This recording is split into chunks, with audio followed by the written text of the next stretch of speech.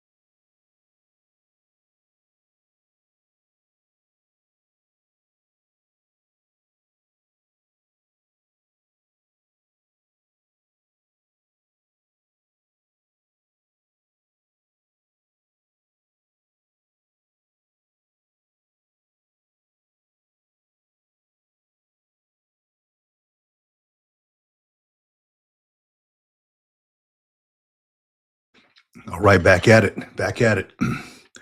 Forgot something in the other room, and threw that guy up there behind me. That little stocking right there, my old Marine Corps stocking. I got that thing from the exchange years ago, and it's still going strong. So very cool stuff. Uh, Navy Cop says, never saw the posts, but I hear for whatever you want or can do. Family first, of course. Oh, absolutely, man. 100%. Thank you for that, Navy Cop.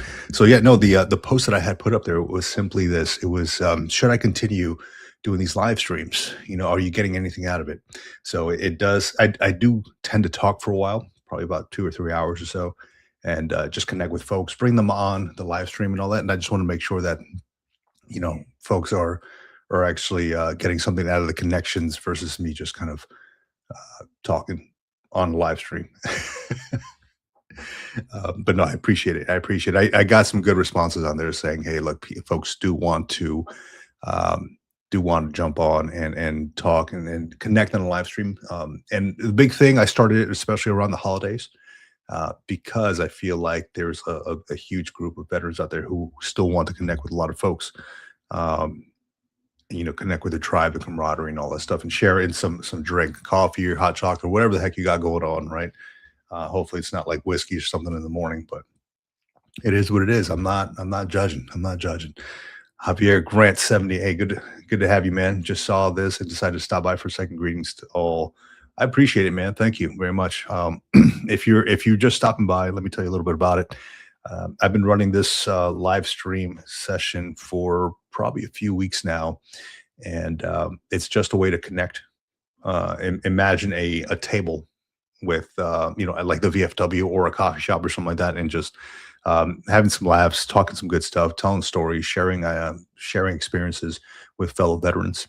And that is exactly what this is. It sucks that it has to be virtual, right? I wish it could actually be, at a table, just having that face to face conversation and connecting. But I guess this is the next best thing, right? 2025 has given us, or this technology has given us the chance to connect on a different level, in a different in a different way.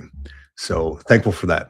Awesome. Well, thank you for coming by, folks out there who are just stopping by. If this is your first time stopping by a Veterans and Coffee session, please feel free to, if you'd like to subscribe, like and subscribe to the channel. It helps put the channel in front of more veterans out there who maybe want to connect, especially right now around the holidays, because it can be a tough time.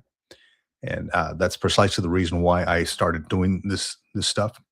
And today it's kind of hey, you guys run the questions, you guys in the comments. If you want to jump on, um, just give me the topics, whatever you guys want to talk about. Because right now I'm over here. I got my wrapping paper. I'm just I'm wrapping gifts and stuff. So that's what my morning is. And so I thought, I'd just jump on the live stream, see what the folks are doing. Got my kid a freaking Duke Cannon lump, big ass lump of coal. If you see that, put that in the stocking. But yeah, here, actually, let me put this up on the live stream. So what I like to do in these live streams is put the link in the comment if folks want to jump on here and talk a little bit about what they got going on, their life, their Christmas gifts, whatever holiday gifts, whatever they got going on in life. That's what this group is here for. So let me put that on there. Jump on the live stream. Bam. There we go. Jump on the live stream if you feel so inclined to. I know Navy Cop is going to give me some crap, but I was also last night rearranging this whole area again, right? I can't sit still when it comes to the office. I wander a certain way. I think when I think of an old library, when I think of my office, I have all the shelves and stuff here with the books and all that, shelves up here. And I'd like it to look like kind of like a dark academic type of setting. And I don't usually turn on these lights up here. I usually have like several lamps around the area. But Navy Cop is going to give me some crap because we were just talking about it. I was rearranging my office, and I went to a larger desk. Actually, I wasn't happy with the desk I had before because it was like it was a deep desk, but it wasn't very long.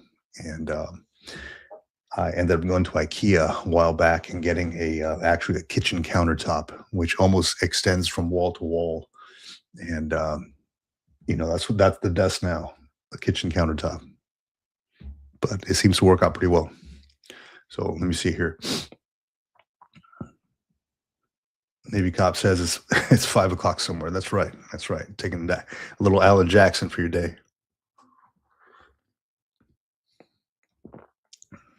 That song, I got that song on repeat, dude. On the that's on my playlist. That happens to pop up every so often.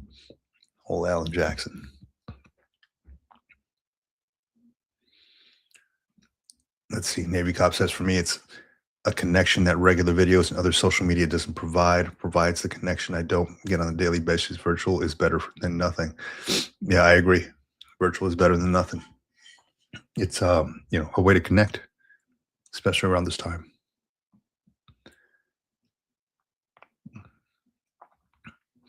Says I keep looking at the half-done renovations I have going on that the wallet doesn't support.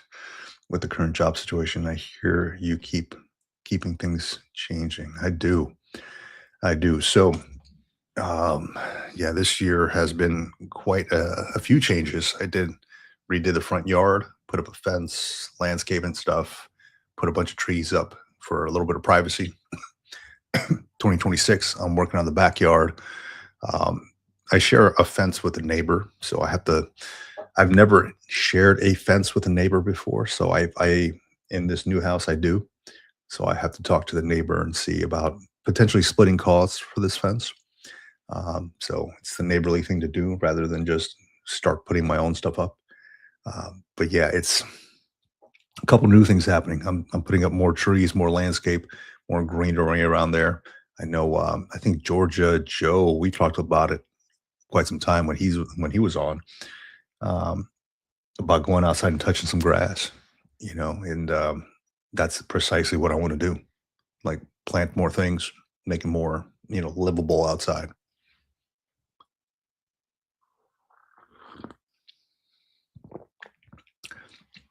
Javier Grant, hey, good to have you on here, man. Merry Christmas. You're hosting, so you're gonna have a big job in front of you. So go out there and do great things, man. Hopefully it all goes well. Feel free to come by anytime. Merry Christmas.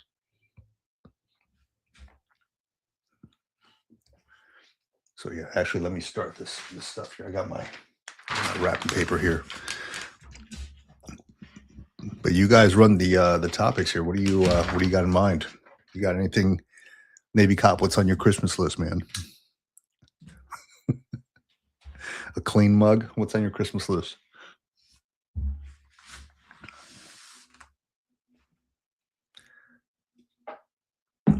Move stuff all over the place. I was going through a video this morning and I saw that it was specifically a Home Depot video. And I'm not saying that they are the only ones doing this. I'm not saying that all Home Depots are doing this, but it was some dude on there who mentioned that he paid in cash and his change was supposed to be like $10.51 or something. And they ended up giving him $10.50. And he asked, where's my penny? And that Home Depot mentioned, or whoever it was at Home Depot mentioned, yeah, we don't do pennies anymore. And he's like, well, then I want a nickel because you're not going to take my money. And it was hard to believe that, like, they don't do pennies anymore. I got to look into that a little bit because I mean, there's still like I got to believe there's still like millions of pennies in circulation in the U.S. Right? What do you mean you don't do pennies anymore? Has anybody else heard about that? I understand that they canceled the penny recently, like the government did, but to say that they don't do pennies anymore and then that's out of circulation, I don't know how that's going to happen. Also, I don't know too many people who pay in cash anymore, so I told my wife about it, and she's like, "I know you. I know you're going to go and pay in cash purposely so you can see about the whole penny situation." I thought maybe I will. I don't know. It has crossed my mind. Navy Cop says, I focus on the interior rewiring, drywall floors, no focus on the yard, which I may donate to the National Wildlife Foundation. When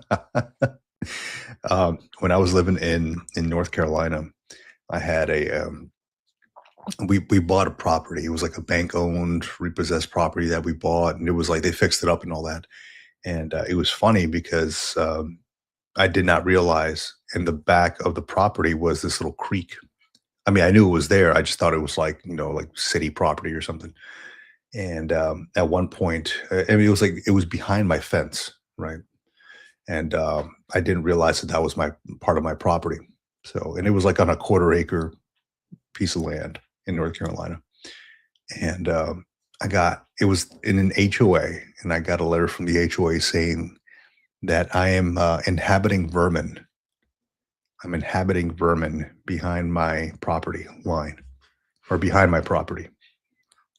And I wonder what the hell. So I just went out there one weekend and just cut everything out. I mean, there was like snakes and stuff out there. Yeah, there was like vermin and shit. If a snake is vermin, but yeah, I had to focus on that. I wasn't planning on focusing, but I had to focus on that piece. That was kind of a pain in the ass. Let's see here. Charlton Zimmerman. Yes, the government didn't deep six the penny. It was POTUS, same one who wants to waste funds on GS class battleship Golden Shower the Golden Shower fleet. Maybe got a second part time job under the tree would be very helpful. I know I keep talking about it, but it's first and foremost on the need list. It is what it is. You know, do you already have a current? I know you have a job right now. You're doing like security. I think you mentioned you're looking to get a second part time job. I feel like with the part time jobs, they purposely.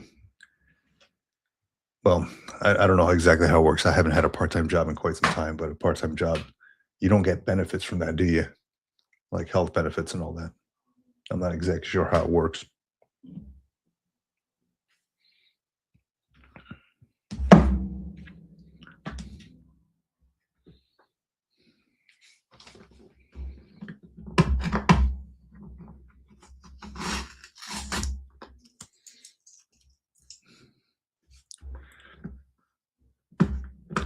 I'll tell you, I've only had one thing on my Christmas list for quite some time, and I don't like too many things. Sorry if it's loud. I'm ripping this paper here. Rip off price tags and all that stuff. I've only had one real thing on my Christmas list, and I'm not. I don't ask for a lot of stuff. All I did was ask for my family, my kids, even my extended family, to write me a story about their life. And that's all I wanted. And I've been asking for it for a few years now, and hasn't happened. Nobody wants to write anymore, right? Nobody wants to do the work. It's just a quick click on Amazon and ship. And I figured, I want this gift to have some thought put into it. I want to know about their life story up until present day. That was my Christmas wish from everyone in my family this year and last year, and I think the year before.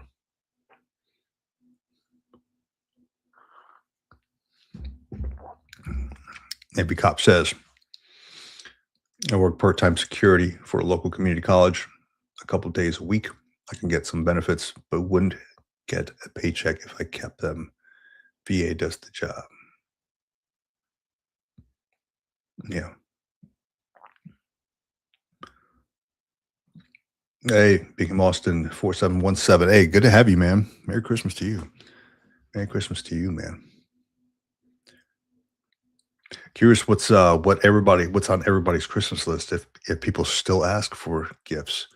I don't know. I'm in my 40s and I don't really expect much. I don't really want anything. I think it's more so because everything is accessible at the quick click of a button. If I need something, I will just order it. Right. And like I mentioned, the only thing that was really on my list for probably the last 2 years was for folks to write me a short story on their life, their whole life, from the time they can remember up until now, and just events. And I'm curious about it. Haven't received them yet. Haven't received any in the last year. Again, because I think that folks don't want to write. So I'm curious to what is on your list. What's under the tree? I know Navy Cop mentioned another part-time job, and that's admirable. That's good. That's a good wish. What's under your list? What's under your Christmas tree this year? Curious.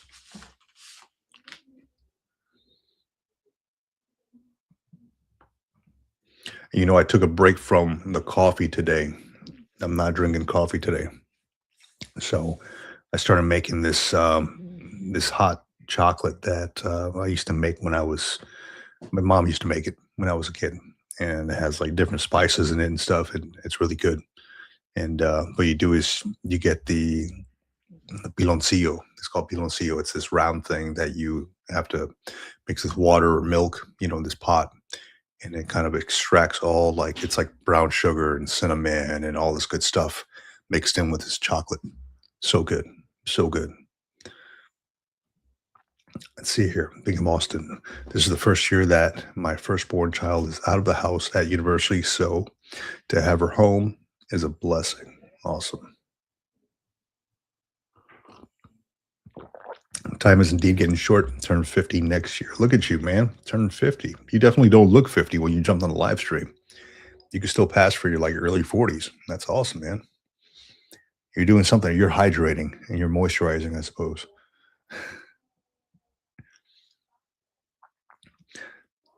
Maybe cop, if I was in a better situation, I'd probably have a big table saw on the list or maybe the current Powerball numbers if it's over a billion. That is when everybody goes out there to play, right? So I think the odds get a little bit tighter at that point. I've always been hesitant about playing the lottery, but when it is over like a billion, I go and just get some numbers, maybe like 20 bucks worth of numbers, which is what, like ten numbers, like just the quick pick stuff. I figure if you don't throw your hat in the ring, you'll never get selected for anything, right? Let's see. Much appreciated. Yeah, absolutely, man. We got to take care of ourselves, man. Yak 352. Damn, did you hear that? My freaking jaw popped. Yak 352. Merry freaking Christmas, Devil Dog. Hey, Merry Christmas, dude. Awesome. I don't know if you saw my little stocking back there, my little Marine Corps stocking back there. I could only find the enlisted one. They don't make the officer stocking that I could find. I figure I should probably get one of each. Just like I never actually purchased an NCO sword. Remember those NCO swords? I have my officer sword back there behind me, behind the couch. And I always wanted to do like one of those plaques with the cross swords. Never actually purchased one. I should probably look into that. They're fairly expensive. Doesn't mean I have to get the real one, but I would like the real, the actual like engraving versus like just stamped. Those are nice. Let me turn this up here. Still on better odds to get struck by lightning twice than to win almost any of the consequences in the lottery. Yeah.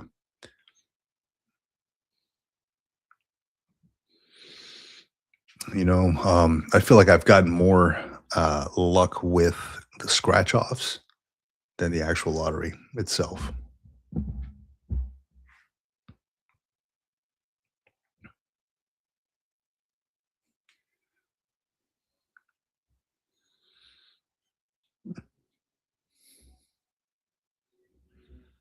Navy does give swords to E6 and below. Chiefs don't trust us with sharp objects with good reason. Yeah.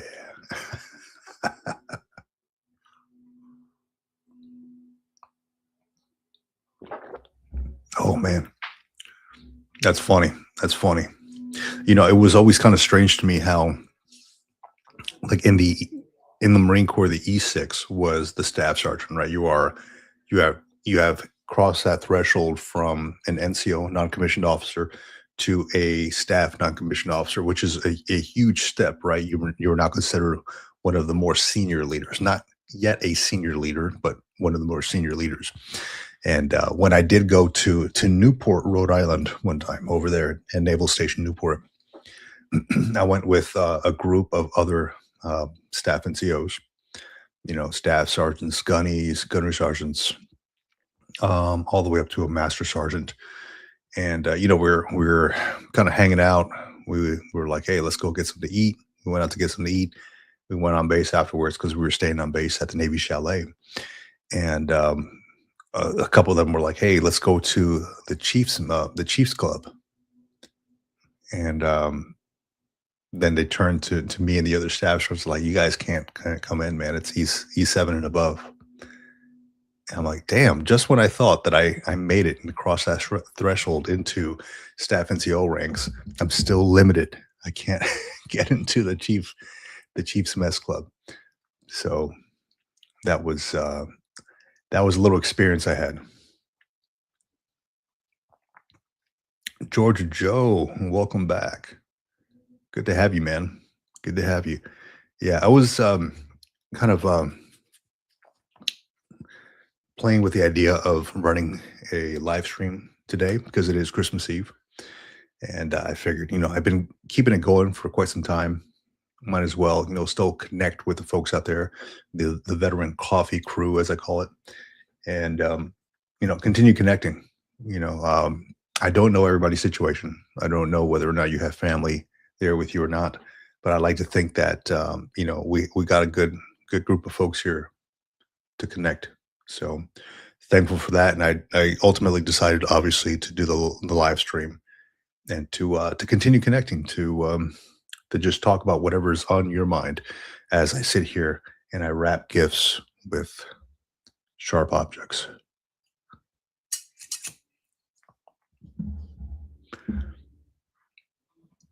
We had Javier on just recently. He mentioned he's hosting, so he couldn't stay on too long. Is anybody else out there hosting? I myself am not hosting. We're not. It's just my own family here today. So I live far, far away from extended family. So we don't really host too much. I mean, neighbors just kind of keep to themselves. I'm not looking to connect right now, like with anybody else that I don't know. So I'm happy about that. I'm good with that. Let's see. Charlton Zimmerman says, I've always carried a 4.5-inch buck knife on my belt, and as electrician and line heart handler, it was my MOS. Even on Liberty carried. It's a hell of a knife, man. Navy cop, frankly, I believe E6 and some E5s are more the deck plate leadership than the Chiefs. Well, certain Chiefs that use too much of our oxygen. Yeah, I've called. I've had to call Navy offices before, and it always made me laugh when they'd answer the phone, and the person on the other line would say, "Good morning" or "Good afternoon, sir, ma'am, or chief," and I always kind of laughed at that, like, why can't you just say good afternoon and your section? How can I help you? Why is it sir, ma'am, or chief? Some chief out there got pissed that they weren't addressing chiefs and or chiefs, right? Chiefs, and made that rule. You will answer the phone as sir, ma'am, or chief.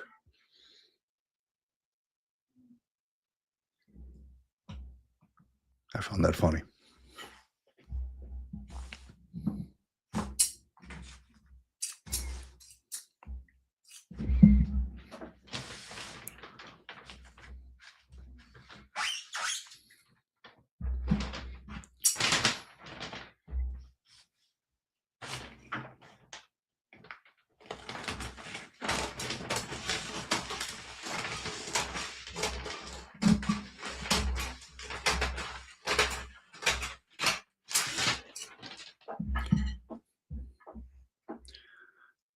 So you're just cutting my stuff here, man. Just trying to wrap some gifts, knock out two birds with one stone. Do a live stream and wrap some gifts while I'm at it. Why not? Why not? So let's see. Georgia Joe, man, what's on your Christmas list? What are you wanting more than anything this year? Curious.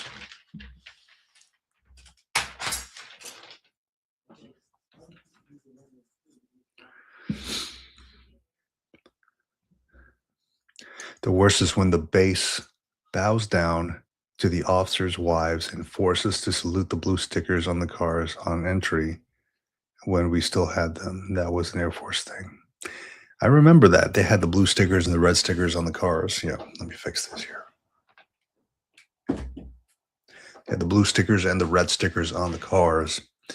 And I remember having to salute that. And a lot of people let that go to their head. A lot of wives let that go to their head. And I recall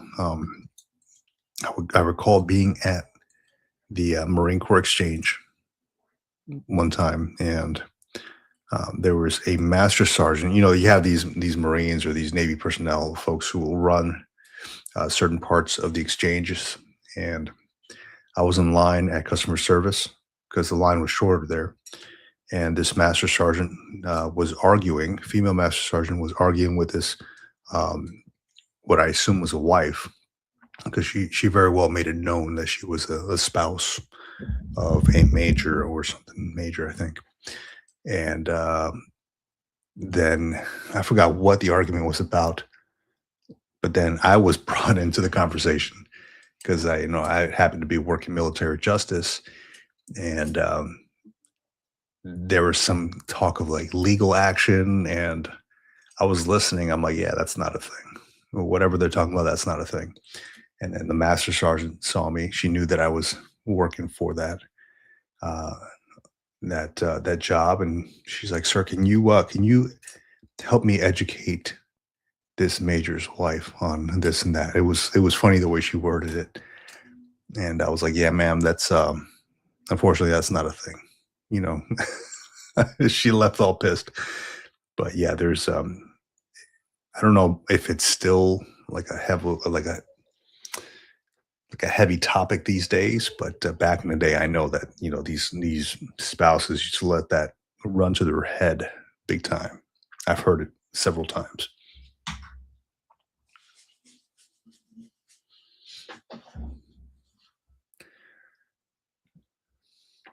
Dad was an Air Force officer, and when I would visit home in Montana, I'd drive his truck to the base for something. I'd get the salute, and I told him to knock it off every time, so I'm comfortable with that.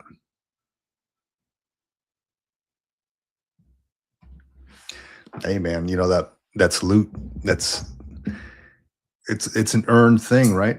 I joked around that I went from enlisted to officer, like warrant officer, right? And I would now when I only had to salute officers, now I got to salute the entire Marine Corps. I got to salute both officers and enlisted because warrant officers still have to salute captains, majors, and all that stuff. So that's the thing. There is the one bar rule. It's kind of like an unspoken, unwritten type of rule in the Marine Corps. Funny thing, it was usually warrant officers, chief warrant officers won't salute lieutenants, the butter bars or the first lieutenants. Just an unspoken rule. That's all it was, and it was that was funny. And then I would get it from captains too. I'd work with a lot of captains, and they're like, "Dude, don't worry about it, man," because I'd render the salute. And they're like, "Don't worry about it." I'm like, "Well, I'm here at a formation in front of junior Marines. As a formality, I'm going to do this. If it was just me and him, me and them, whatever, I'm not. No, I'm not doing that." God damn, I gotta turn this shit this way.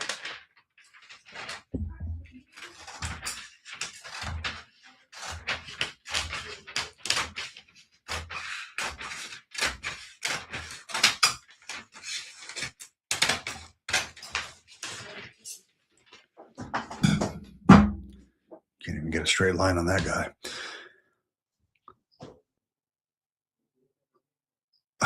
Tony Slaughter, dude, you crazy. You act crazy, but Jody's taking care of her while deployment major is on deployment. Oh no, that's terrible. No doubt Dad was a bronze medal. Wow, award recipient from Vietnam. So earned for sure. The sticker, though, it seems lazy to me. Just my 5 cents.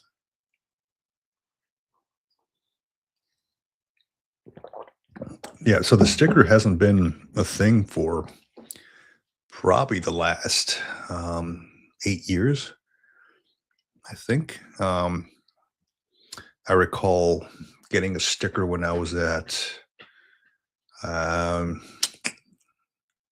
Lejeune, I think. And then afterwards, they stopped that because it was different when I was in Hawaii. They give you some kind of a base pass there, and then yeah, they just stopped issuing that stuff. And now I think it's because they had to check everybody's ID now for security purposes. But yeah, I remember the sticker. I remember how dumb it was to have to salute cars.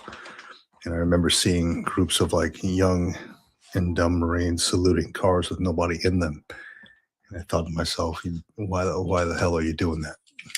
There's nobody in the freaking car. Why are you saluting the car?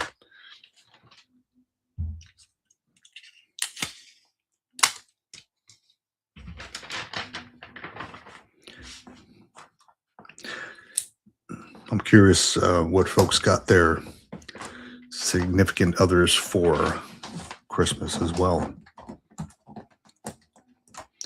I had quite some time to research this and came up with something. I don't know if my wife watches the live stream, so I'm not going to share what I got her, but curious what other folks out there have gotten their significant others for Christmas. If you do celebrate Christmas, what do you celebrate if you're out there?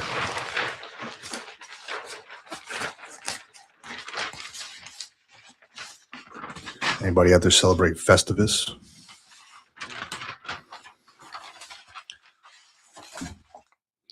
Let's see. Let me throw this up here real quick on the live stream. If anybody wants to join in, jump on the live stream.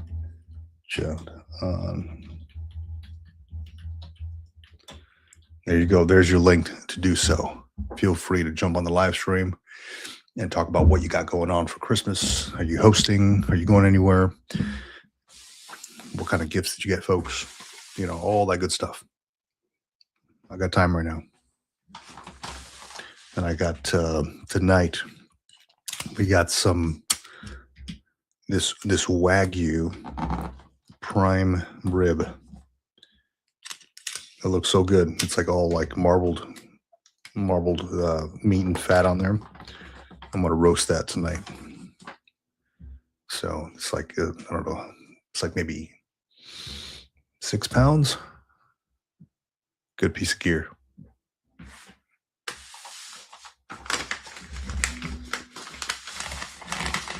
Dude, I'm terrible at wrapping gifts, man. It's trash as an art, and I have not mastered that art. I freaking suck, dude.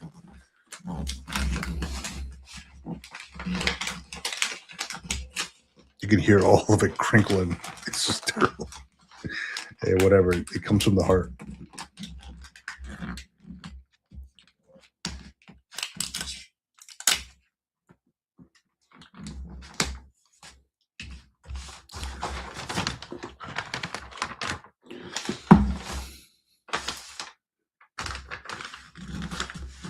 What's everybody drinking this morning? Dark roast.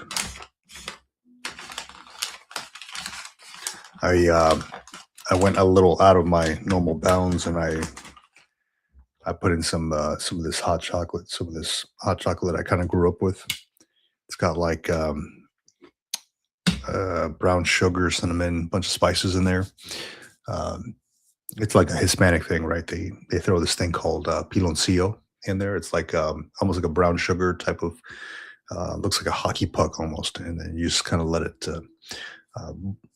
kind of come apart in the boiling water, and it has a bunch of spices within it too. Mix it up. It's so good. It's freaking amazing.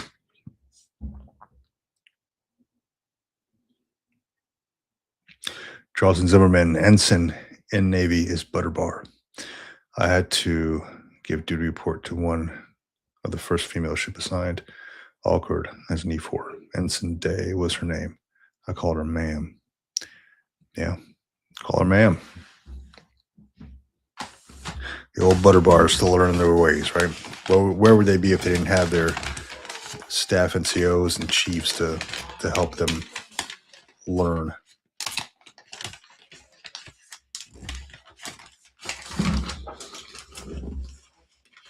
Let's get this thing going here. Come on now.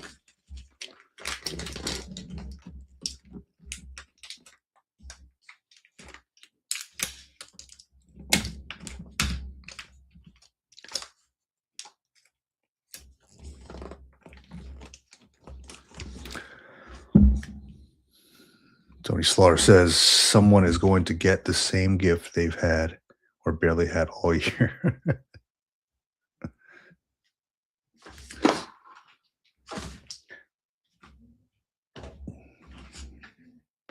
Yeah, I got my kids this stuff here.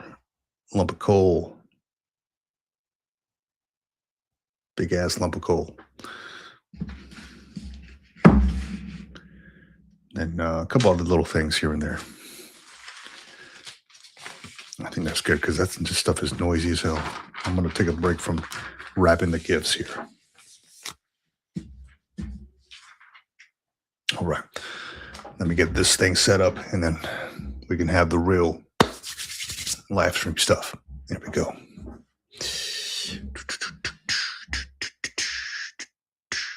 So we're still doing the military retirement podcast on Sunday. This coming Sunday, that's going to be good. We're going to do, well, I won't spoil it. It's going to be a good show. So my co-host John and I will be talking a little bit about what's been happening throughout the year. Again, won't spoil too much of it. Let's see. Tony Slaughter said soap should be commonplace all year long. Some of these guys don't clean up. Yeah, you're right. Yeah. Soap and deodorant. Dude. I've been around some stinky freaks, man. Suckers need some DO. So currently streaming on the Military Retirement Podcast YouTube channel and the Green Logbook. I'm curious where you folks are tuning in from. You know, are you on the Military Retirement Podcast or are you on the Green Logbook? I see there's one person on the Military Retirement Podcast. Who is that person? I'm wondering.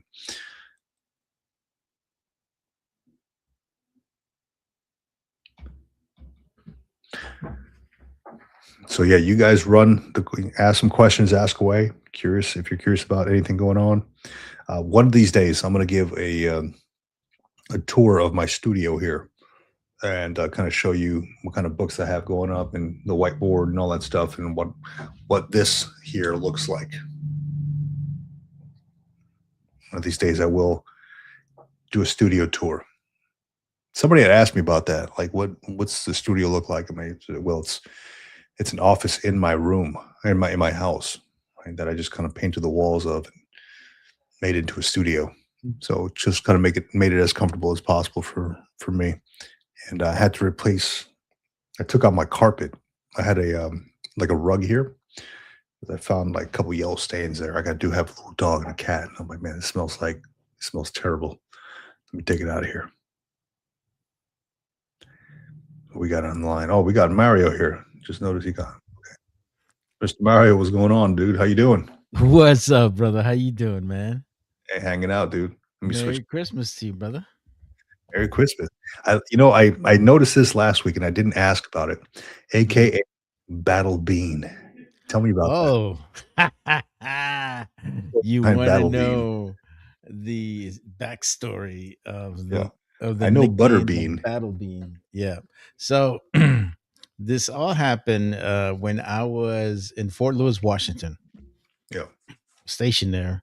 And I went to an NCO school. I think it was the advanced NCO course, right? ANOC or whatever it's called. Sure. And I made really good friends with a couple guys. There was a couple guys in there that were part of the 2nd Bat Rangers, and there was a couple guys that were from I think first group. You know, and we had a nucleus of people, man. You know, regular Army, and we had a couple guys that were from Special Forces. Well, make a long story short, Fort Lewis, Washington has a small little cafe or coffee place, and it's called the Battle Bean. and there's a picture of this fucking Battle Bean with a fucking Kevlar, and one of my guys just started talking shit, and he's like, "Hey man, you look like that guy right there," and the name just stuck, bro. So yeah, so I kept it all this time. It was even funny, man, because I was over there doing my graduation, And even the sergeant major's like, battle bean, come on in. It's like, oh, and it just stuck, bro. It's bad when your sergeant major calls you God battle damn. bean, bro. Wrong It time just to stuck. drink my drink, man. I'm sorry, bro. I'm sorry. Shit came out of my nose. Yeah. No, that's funny. Yeah. Like And it just stuck, those to bro. be promoted. Battle bean front and center. You're in Yeah, staff sergeant battle bean at that time. That's funny, bro. oh It was man. hilarious. Yeah. And people were like, even people locally when we did the actual graduation ceremony, like, they had like Yeah. that They're like the crazy look slow in there. clap, like, What they call what? it? Yeah. And it just stuck, man. And it was funny because I ended up doing my advanced leader course and my senior leader course, and of course I had the same knuckleheads, and every time they saw, I'm like, Battle B, what's up? And like it just stuck, man. And That's funny. Well, yeah, it's funny how those things stick, man. Like I don't know how many nicknames I've had in my time. yeah. Yeah, stupid shit from. I used to keep my hair real short, Oh. and I used to work out like a lot, and they used to call me Pebbles, because why? Why? He's like, because you look like the Rock's little brother Pebbles. I'm like, oh shit. So Pebbles, I've gotten Twinkle Toes because they Twinkle said I toes. Oh, twinkle toes because I do run on my toes. I found that makes me faster, like just leaning really? forward. Yeah, versus like heel toe. You So know, I run on I my toes. I always wanted to do that, bro, but for some reason, I'm so used to putting my heel first, Mm, and I don't know if it's because I think it has something to do with drill ceremony, man. I don't know if drill ceremony mhm. has this kind of thing, but I don't know how it Yeah, is in the it does. Marine It Corps. does. But we had a tendency of putting our heel first, so it just stuck, man. And that was a thing that ended up happening, man. So yeah, and even to this day, man, the thing that I wear out the most out of my work boots is my heel. Yeah. And it's funny because then I go to the boot guy and he's like, why you always wear out your heel, man? I'm like, I don't know, bro. Can you put something a little harder in there so it You're doesn't walking wear like out? this. I know, and it's just weird, bro. So it's like every year I have to go and get new soles on my work boots, man. It's just fine. Yeah. I don't care. It's a lot cheaper than having to buy new ones back in the day. Man, Yeah. Yeah. It I is. got I It got is. pretty. Yeah. So I'll tell you, man. I took a class on running one time Oh, you because did?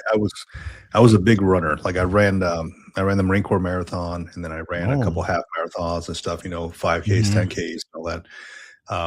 And I still get out there every so often when I can. mm, And I found that it's not natural. If you were to run barefoot, hmm you would break your heel if you ran Oh, barefoot absolutely. going from heel to toe. So it's Hmm. not like a natural way of running, right? You're Right, if you think of like a dinosaur, like a velociraptor, right? right, They're running on their toes to get forward momentum. If you're running on your hmm heels to toe, you're kind of standing up straighter. right. So I tried it because I had like the zero shoes, right? Not the brand Oh, zero, you but like had those? Oh, my yeah, commander had those, man. I'm like, I don't know, yeah. man. So I have a brand called oh gosh, what are they called? It'll come to me, but it's a zero drop shoe, right? So it's Hmm. completely even. So you're even with the ground, right? It's just a little bit of Right. cushion, just to keep you elevated from the ground a little bit. And they don't feel good when you run heel toe. Like they're wide. They're wide because I got a wide foot, Uh huh. and they're made to be able for your toes to spread out as you run. And there, that's just the way I've always been running, like from the heel, and my that's why calves are freaking huge. I think because I'm just going Huge. at it. Yeah, Yeah, no, I get but it, bro. yeah, And took I that think class. all of us have really strong calves. I mean, when, we did. Being infantry, all you do is ruck, bro. You just hump and Mhm. hump and hump. So that helps. Um, but I think Fort Benning does a really good job of improving your posture, your feet. very early into going through the infantry school, they teach you really, really about protecting your feet, taking care of your feet, having 2, 3 pairs of socks at all the time. And to me, at first, it was kind of like weird. Like I didn't mind having my feet wet, but then as I started really getting more into it, then it's just like, yeah, it does make sense, and it does prolong your well being in the long run. Yeah. Take Because care of your feet, man. Number yeah, one. yeah, man. But it was an interesting way of looking at things, bro. And a lot of things that I learned going through Fort Benning was really critical for me as I went through my military career.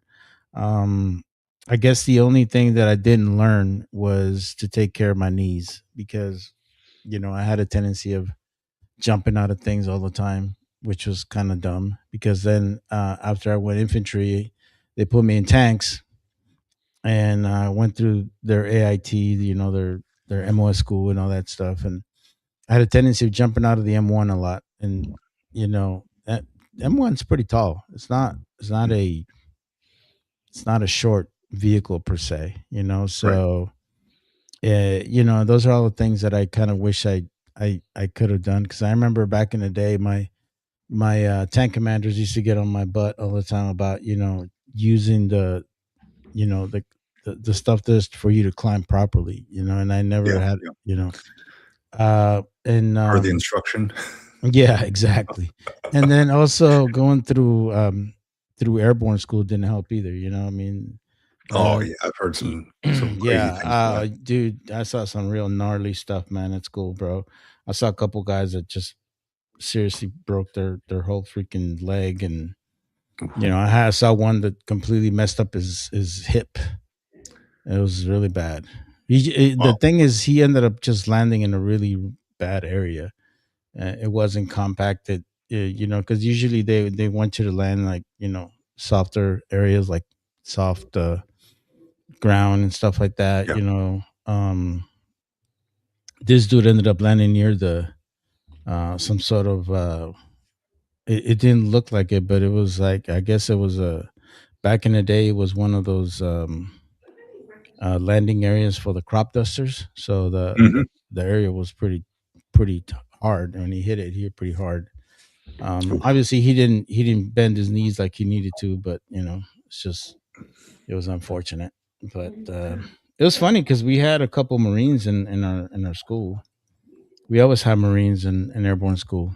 Usually, it's the recon guys and some of the Yeah. other guys that do special operations and stuff like that, because they'll have to be they have to be airborne qualified in order for them to stay in the teams or whatever the case may be. Yeah. Yeah. So that was a reenlistment incentive that they were giving out going to a school. It was like the first time I reenlisted, something like that.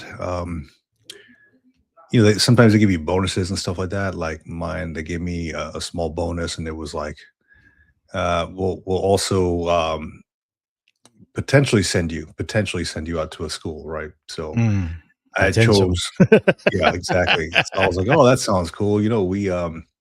I'd like to do airborne. That always interested me, right? Like I'd like to do that. So I put that on there. I was like, a school chosen airborne, obviously like an army school, right? And yeah, it never happened. I never got a chance to go It's there. it's It was really hard. I know that I know other branches love to send their guys to airborne school. Like the Air mm, Force only sends their special forces. yeah. The Marine Corps only sends theirs as well. Hmm.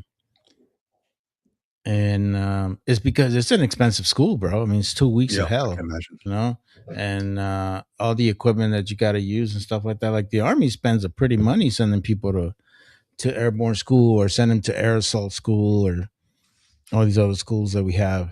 Um, the hardest one to get into is it's probably Halo, because it's an Army school too, and it's not cheap, and it's all the way in Yuma, and Oh, so the guys, yeah, it's not a cheap school. But I can imagine. yeah, man, it's fun. It was fun doing all the cool stuff that you get a chance to do. but obviously your knees take a toll for sure. Oh yeah, yeah, and that was always something I was aware of as I got out of the military. I started, getting a little bit more weight, and I started feeling it on the knees. I started feeling it on, Oh yeah. in the ankles and stuff, and I'm like, Hmm. holy shit, that's kind of like my indicator. Well, maybe I need to kind of lay off the bread and freaking carne asada and stuff that they have out here. You mean the good food? The freaking yeah, the good food is always like the worst food for you. Like Yeah, I worst food can't for you. Yes, I know. yeah, I can't live on And kale and and stuff like that. and Latinos, we're known for having really good food, but man, it's the same food that gets you going, man. Like I have two types of tamales in the house, bro. I got Guatemalan tamales and I Mhm. got Mexican tamales. And then um this evening we always do is like a thing we do because you guys need to understand the Hispanics, to us the 24th is Christmas because we stay up till Yeah, midnight and then that's when we all do the yeah. gift unwrapping and stuff like that. Now, Mhm. if you go to like Guatemala, bro, it's badass because it's just a straight party the whole night. I can And imagine. on midnight, it's just a bunch of freaking people buy fireworks and they just put fireworks Mhm. like crazy. It's very celebrity, and after that, they do a big, um, big prayer, and then they go ahead and wrap the gifts. But yeah, man, it's crazy. So tonight I'm going to my sister in law's house, and they're from El Salvador. My wife's from El Salvador, Mhm. so they do what they call pan de pollo, but it's like Pan de pollo, yeah. it's like a big bolillo. If you guys ever know, like Yeah. big, and inside it's got like it's got this type of chicken, but it's like marinated chicken. Like it takes you 24 hours to make it. Oh, shit. Yeah, and it's got like it's got all kinds of goodies in it. She puts like uh it has like this what do they call that purple looking uh vegetable? I forgot, but it has all kinds of stuff, bro, and it is off the hook. Like eggplant? No, it's not eggplant. It's I don't know. It's like a radish type of thing. You put radish, and it's got like Mhm. this I'll see if I can. Actually, you know what? You Google. Let me see. Let me Google it for you, and I'll tell Goody you. Google. If you want to look at it. Tony Slaughter is putting out pollo saltado and taro Oh and yeah, no, that's off the bomb, bro. Pollo soltado is off the bomb. So go ahead, put pan de pollo salvadoreño if you can type it on Google, and if check you it out. look at it, then you'll be like, "Holy shit, man, that's like a feast." You said pan de pollo? Yeah, salvadoreño. Salvadoreño. Oh, yeah. I see that. Oh, yeah, Yeah, it's like a beet or something? Or yeah, a radish. It was a show radish. show the guys so they know what's up. Let me pull up a good photo here. Let's see, this one looks pretty good here. Oh, that's a YouTube one.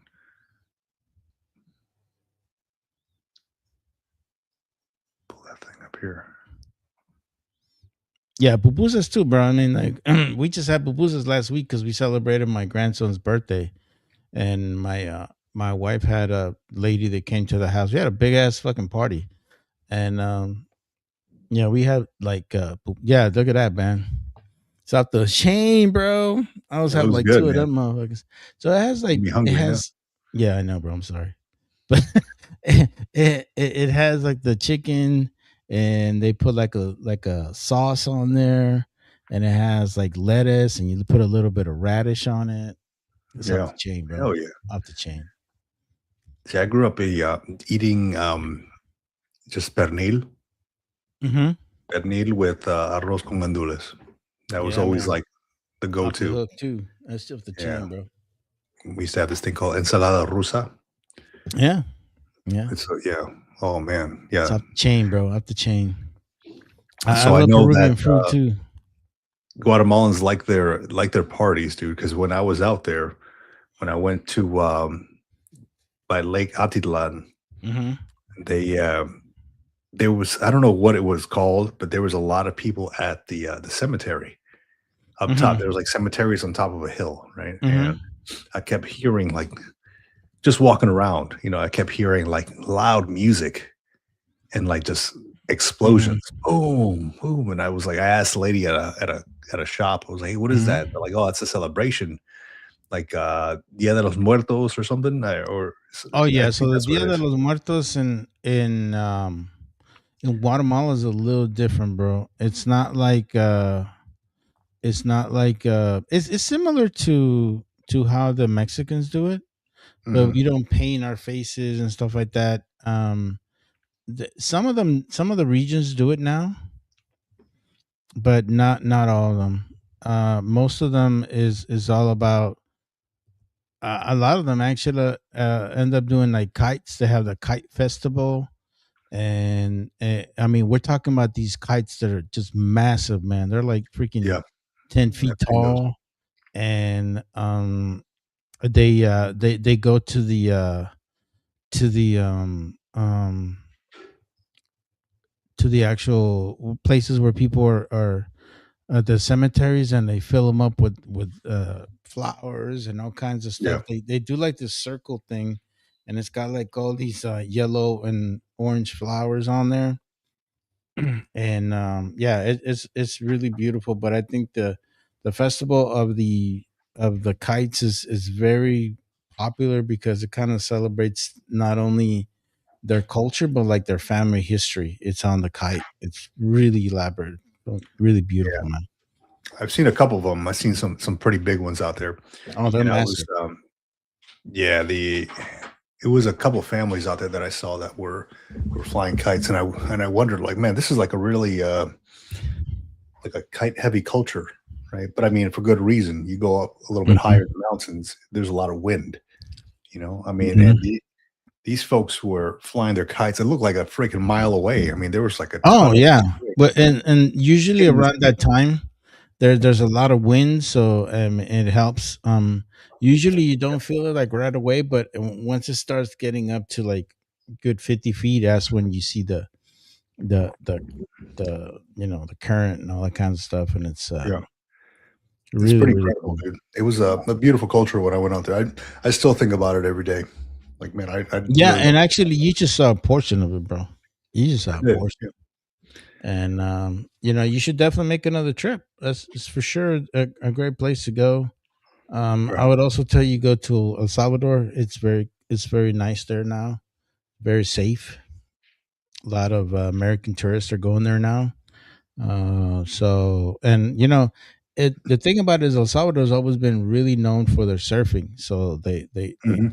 we have a lot of surfers that go over there. I mean, it without hesitation. Even when it was at the worst point, people would still go to El Salvador and go surfing, bro. It was crazy. Yeah.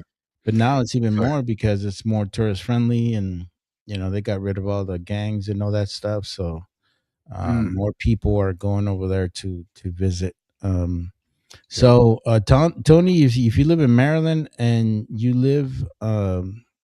said there's a lot of Salvadorians in there, man. Go to one of the restaurants, bro, and ask them for that pan de pollo, and see if they have it, bro. They should have it because it's like, this is the time of the year that they do it. It's not done all the time. It's usually done um, towards the Christmas time, and I think you'll enjoy it for sure. Hell yeah. Maryland's awesome too, man. I went out there not too long ago. This past June, we got to explore a little bit out there.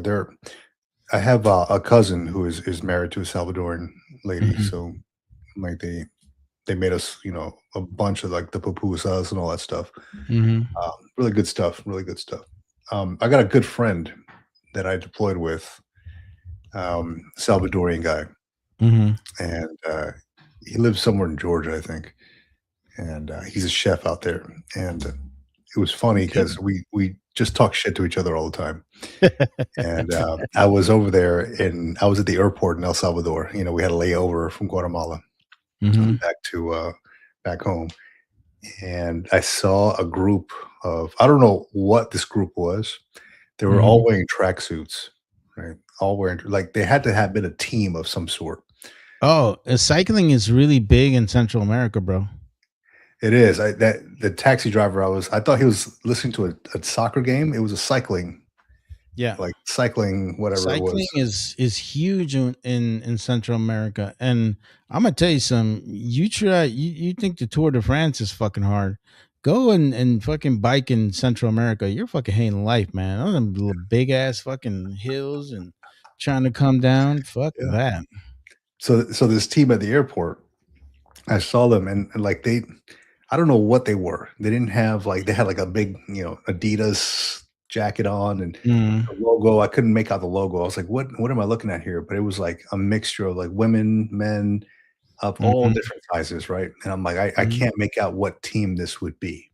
The It the didn't it didn't look like a soccer team. It didn't look like a cycling team. mhm. So I was like, okay, well, I sent the picture. I took a picture and I sent the picture to my friend.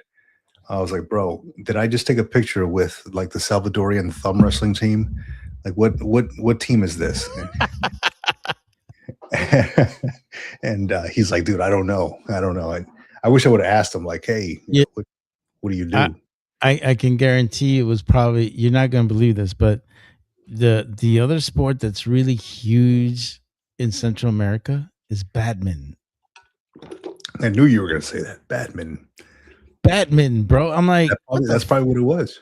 yeah, I'm like badminton? Like, Yeah. are you serious? Not tennis? Like, But you think about it, badminton's a lot more affordable than tennis.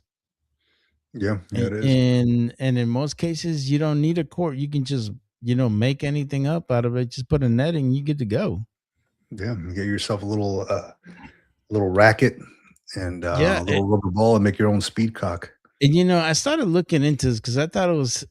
First I thought it was hilarious, but I just started looking into it because I thought it was like kind of funny. But actually, the Central American teams are usually like ranked middle in the world in badminton. I'm like, badminton, like what in the world? I bought a badminton set and I stopped playing it after like the little feather thing, the speed Oh cock, I yeah, think it's called, got stuck in a tree. So I was mm. like, I guess that's the end of my badminton career. Yeah. And I stopped playing it from then on. I was like, Oh man, I yeah, couldn't get no, it down, dude. yeah, yeah, Yeah, man. no, it's funny. When I was a kid, we used to play a lot of wiffle ball too, bro. Yeah, Wiffle yeah, of course. was awesome because you can play in the backyard, bro. Mhm. And the shit talking that would come out of fucking just playing wiffle ball was hilarious, bro. Oh, I'm sure. It was I'm sure. hilarious. I played here in the street with my kid. I used to play, I grew up in Jersey, so I used to play, like, stickball Yeah, I love stickball, back bro. in the day. Stickball Yeah. was the greatest thing in the world, man. And actually, to be honest with you, I became a better hitter because I played stickball. Yeah. Because it's a It's lot just like harder with, to hit a fucking little, a a ball in ball or a stickball. rock or something, whatever you got, Yeah, but, it it was at it's one point, we hard. were throwing bottle caps Mhm. at one point, but it's like with one of those, broom handles, just Yeah, a wooden broom exactly. handle. That's all That's I it. did. It was just a glorified broom handle. You probably took it away from your mom's freaking broom, and now she's pissed. Yeah, now she's pissed, right? Now she's having to mop the floor with an old towel that she made a hole in. Yeah. Oh, man. Oh, man. So tell me about, the Christmas gifts, man. What do you got under your tree? Uh, you know, I don't wanna be too loud, but, wife got a new iPhone. She's Oh, all no excited shit. about There you that, go. yeah, and, the for the kids, she gets them all the gifts. I'm not very good at that stuff, but I usually get hers. So I got hers, and I know that, the grandkids got a bunch of stuff, toys and freaking clothes and, um it's good, man. It's good. I'm really blessed. I'm glad the kids are more into little stuff, but I mean they do like to buy their certain things. I know my wife went and bought a bunch of the Victoria's Secret crap, and that shit is not cheap. For But the kids? no, Oh, I for have your kids. daughters, bro.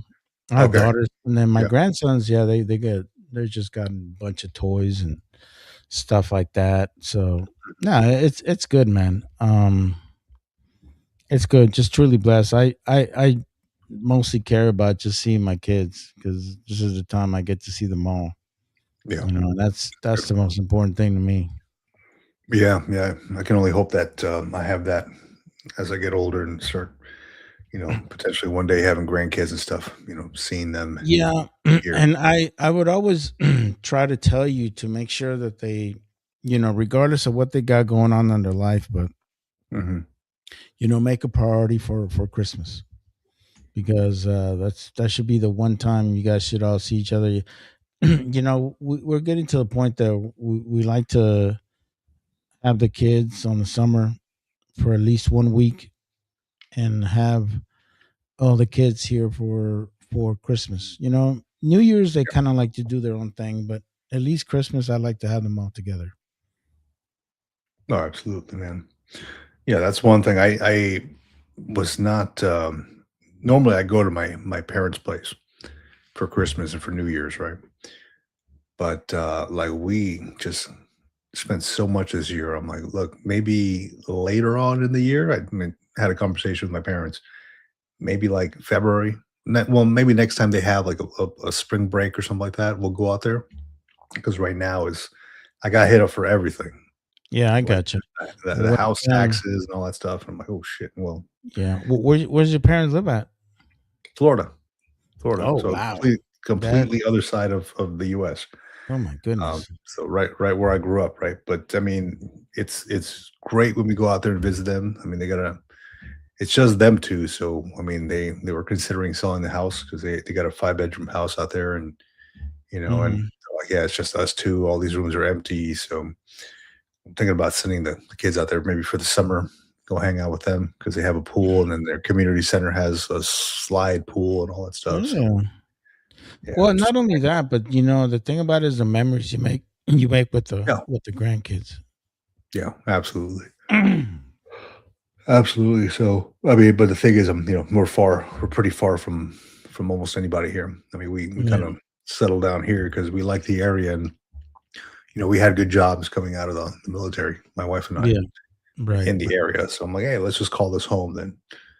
But you know, it's a give and take type thing. We gotta live with the fact that yeah, it's a haul to go across the U.S. You know, It is. But the good thing is that you do have the airport in San Diego, which is good because that airport pretty much can take you anywhere because it's an yeah, international airport. yeah, Um, you know, I can't say that for my airport. My airport would take me to Phoenix or to Denver or to San Francisco, and from there I got to catch another flight or LA, and then catch yeah, another flight. So, and it's a little more expensive to fly where out of where I'm at. So, but yeah. Yeah, that's San yeah, Diego so is expensive to fly out of, man. It's it LAX is. is less expensive, but, and if It, you're would flying Ontario be a better option for you guys? no, no, it just I mean, we usually fly out of LAX. I mean, San Diego LAX. Airport is not too far away, but, um, LAX would be probably the next best thing. We flew to Guatemala out of there, Oh yeah, you and, have to.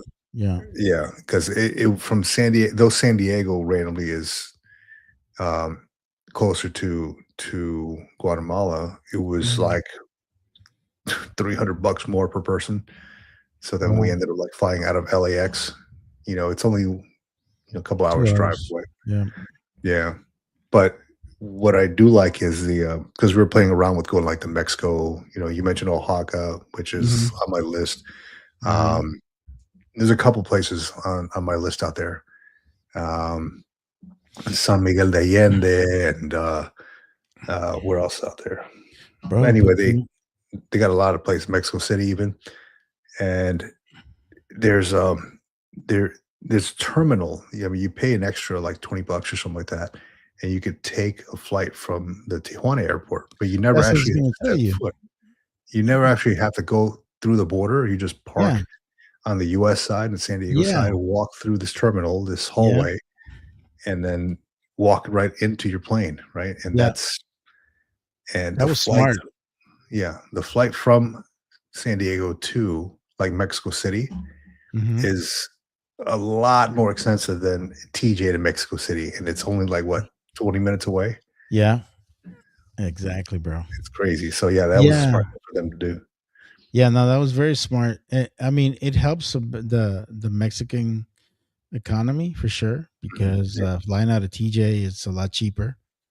Um, but you stop and think about it.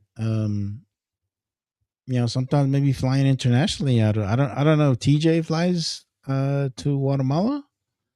Not sure if they They do. do, but it was probably about the same price as San Diego, so we didn't opt for Mm, that. Yeah. okay, But I mean, for some places, it has good flights. but So we were looking at that. yeah, but I would probably think that maybe going from TJ to like Oaxaca would probably make more sense. Oh yeah, It would yeah, I probably think make so. a lot more sense. Yeah. Probably a lot cheaper because it's still within Mexico. It's still you can get a one of the little cheaper airlines that come out of Mexico. Like I know Hmm. Aeromexico is really a lot cheaper out of Mexico than Yeah, it would yeah, be that's out right. of yeah. But that's cool, man. Yeah, you Yeah, definitely got to start doing that, man. yeah. And this year is a lot of travel for us. I mean, we're putting things on our radar. Good for We you, want to man. go. We want to go to Boston. I haven't been to Boston in years, so I want to go Mm. out to Boston and go check that out. But the big one is going to Ireland or Scotland. That's going to be the big one. Ireland. Yeah. So what are those two, right? Uh, Mm. big fan of those. Yeah. Don't know. Never been out there. Oh, Got a friend who you'll love lives it. out there in like Cork, Yeah. Ireland, and he was randomly. Do you remember? I mean, you've deployed. You've been on Yeah. these bases, and Mhm. there's randomly a dude there that was like selling cars on base, Yeah, they and always do. yeah, it was like new car sales or something. Yeah. And this dude was he was from Ireland, right? And Ireland. yeah, so there was like a soccer team. I was in Camp TQ, right? Okay. And they had like a soccer team, and we played against the Nigerian army Dude, guys, Nigerians and play hard, bro. You gotta be careful they playing do. with them fuckers. They do.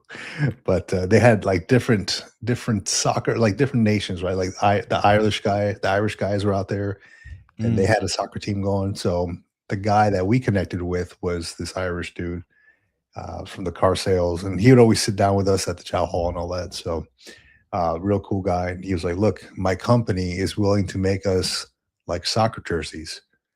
If we just put the name of the car sales company on the thing."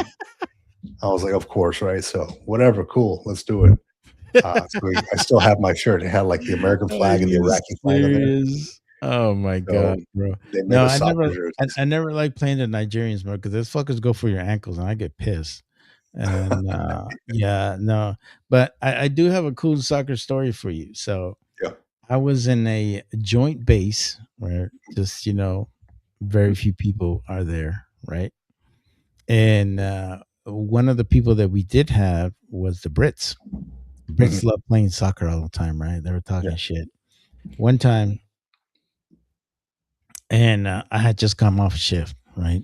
I was a SOG at that time, and it's coming off shift, and one of my guys comes back and he's all upset, and he's like, "Why you upset, bro?" He's like, "Yo, man, we just played the Brits and they kicked our ass in soccer." I'm like, "Who did you had on the fucking team?" And then he started telling all white people. I'm like, first of all, you guys done fucked up now because you had all white people in there. So what we did, I went and grabbed every fucking Mexican dude, every Hispanic guy in our team, and put them in a team. All right, we're gonna go play these motherfuckers. The only guy we kept was a big, tall, lanky fucking white guy as a goalkeeper because he's a Yeah. good goalkeeper, and we kicked the shit out of these Brits, man, and they couldn't figure us out because we were speaking Spanish, and, Okay. and, That's your and they code, couldn't huh? figure us out, and we kicked Code their ass. I talkers. think we kicked their ass like 10-1, bro. It was bad. And, and they were like, "Oh, that's not fair. You guys got Hispanics in your team and shit like that." I'm like, "Hey, dude, don't hate, man. Don't hate because That's our funny. team is diverse."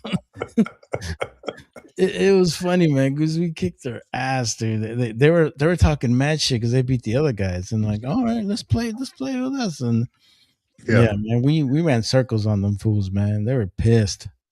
Oh, that's good, They were dude. That's mad. funny. They was The mad. one the one time so we played. I was on the soccer team for the battalion, headquarters and support battalion Mm-hmm. on their soccer team over in when I was stationed in Japan. Mm. And we played other ones, like we played PMO, we played like, just different units, right?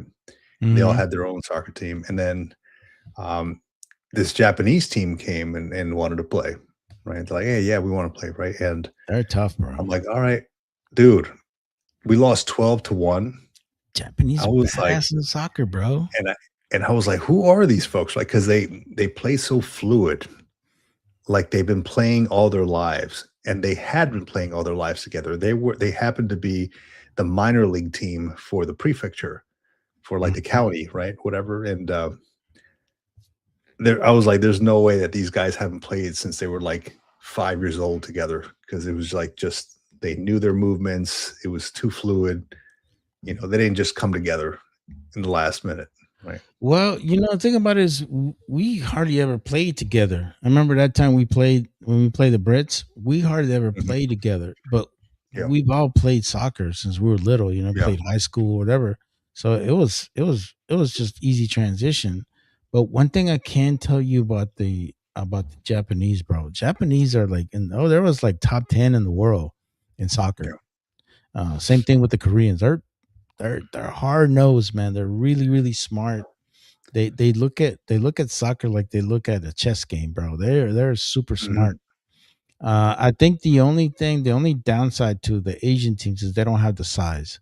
So Yeah, like yeah. when they want to do corner kicks and stuff like that, they don't have the size to go They can't and box get. out and all that. Yeah, they can't box out like they do um with other European teams. That's where Right. they don't do so good.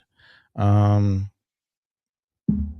it kind of goes back to the same thing like the Mexicans. Mexicans have they always have good teams and stuff, but then they play the European teams. They always have a hard time with them. They just don't know how to box out. They Mhm. uh, they score goals on them all the time on corner kicks. It's easy other that or like a free kick, and Yeah. it's crazy. That's why I tell my kids to eat their protein, Hmm. eat their proteins, and hit the push-ups before they go to sleep, Yeah. so they can grow. They did Well. I was looking at a study a while back of Hmm. um, South Koreans and Hmm. North Koreans, right? Like the size comparison Yeah. based on the nutritional values that they Hmm. receive growing up, and the majority, for the most part, the majority of South Koreans are built a little bit bigger, Hmm. wider, than North Koreans, obviously, because Hmm. they're limited on what they can eat. Hmm. So just kind of crazy to see like how that has built up over the generations, like the nutrition, how much of an impact that has on folks. Well, and I think also the other biggest problem that North Korea has is that because it's in the north, it has really harsh winters. They Hmm. can't grow a lot of stuff. They Hmm. grow a lot of potatoes and stuff like that because that's pretty much like the only stuff that can grow there.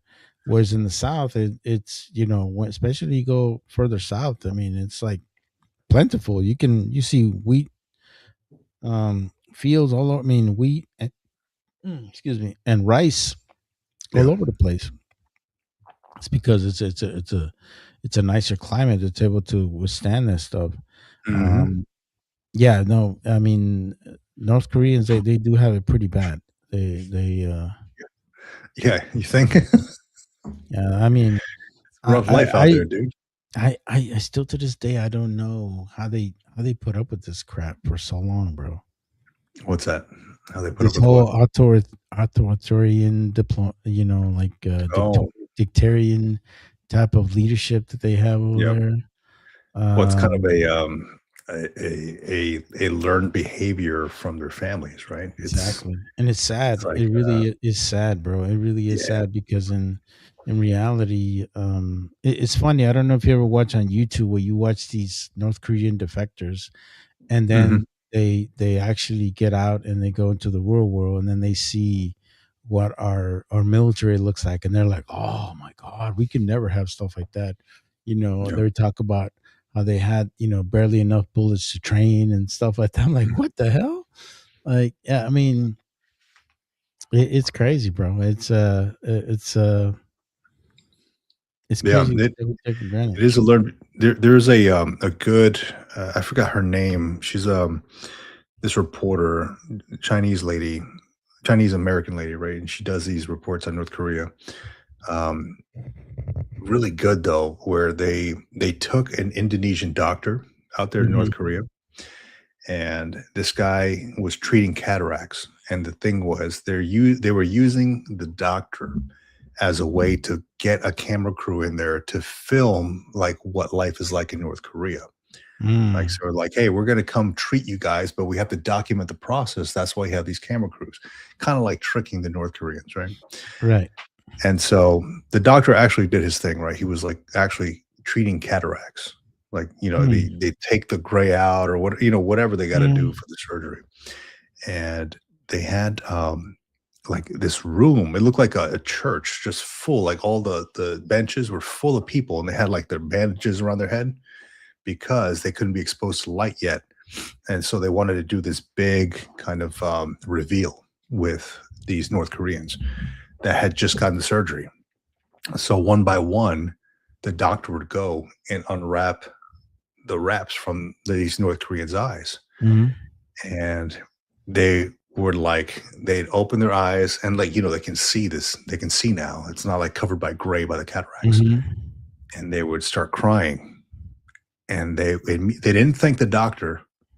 They didn't think anybody else, but they ran up to the front of the room where they had the two pictures of the dear leader and all that, right? Thanking Mm. the dear leader for sight again. Not one thank you to the doctor, but all the thank yous to the dear leader, right? And it really made That's me sad, think like, bro. yeah, it's a brainwashed type Yeah. thing. Yeah. Yeah, it was kind of eye opening how that worked. Yeah. You know, I was thinking about some stuff lately. I've been watching documentaries and stuff like that. And Hmm. there's this documentary where they talk about this Russian defecting general talks about after actually looking at our capabilities, our logistics, and all the stuff that we do as a fighting force. And they Right. go, there's no way we could even compete with that. There's no even Mhm. way. And to be honest with you, I think one of the things that got really exposed was at the start of the Ukrainian war with Russia. You recall those, hundreds of trucks that were just lined up. They got stuck Yeah. because they couldn't do anything. Yeah. Uh, how many times did we used to beat the crap out of our kids for not PMCS and stuff correctly? Like how often do we PMCS our stuff? Like we PMCS our stuff every day. Yeah. Like those 24 fours were just all the time. And we used to beat the crap out of our kids just, if stuff wasn't squared away or if we didn't order the right parts all the time and stuff like that. And it's just stuff that we used to take for granted. But then I'm like, wow, look at all that stuff that they used to ingrain in us about, taking care of our equipment. It just shows right now, Hmm. because you can even attack because your trucks are stuck with all the logistics stuff in the back. That's sad, Yeah. bro. Yeah. Sad. Yeah. That makes me recall I was talking to this dude. I was as I mentioned many times on here, I was the investigations OIC, Mhm, and I was helping this. It was a captain, Marine mhm, captain, on his investigation that he had going on, and what it was they were doing an investigation on motor T, on mm, motor transport, right? mhm. And how you're not supposed to cannibalize vehicles, use Right. parts from other vehicles for other vehicles. Everything's serialized, everything needs to go. Mhm. And that was being heavily done in this motor T pool. Really? Yeah, and like tools are going missing. I mean, you know as well as I do, tools are not cheap, No, and they're not. especially when they have like the government pays for what you can get at, I don't know, name somewhere, Home Depot or They pay Lowe's or 3 times somewhere. as much. Yeah. They pay 3 times as much, exactly, so Mhm, it's not cheap, and all these tools are signed out, so there were tools mhm, are going missing, Motor T was being cannibalized, all that stuff, so, they assigned this captain to find out, so he's like, "Hey, how do I start this thing?" I was like, "Well," I sat down with him, "Alright, well, let's talk about witnesses, let's talk about the format, let's talk about preliminary inquiries and all this stuff, and, command investigations," we were just kinda sit down and talking about it, mhm, and, dude, the whole I mean, the whole command basically from the top down. This new um, CO had just mhm, taken over, and he's the one that asked for this command for this and not investigation, inspection. mm, And for good reason, because he heard about the shit show that was happening there. And mhm, so normally it happens when there's like, a new CEO that takes over. Hey, there's mm, going to be a CGIP or an inspection or something like mhm. that. So sure enough, this guy was walking to like a freaking time bomb. And yeah, everybody from like since he was a new guy, he didn't know about it, but everybody from like his XO on down that had known about it, Mhm. gone, gone. All like were either pending charges or just fired.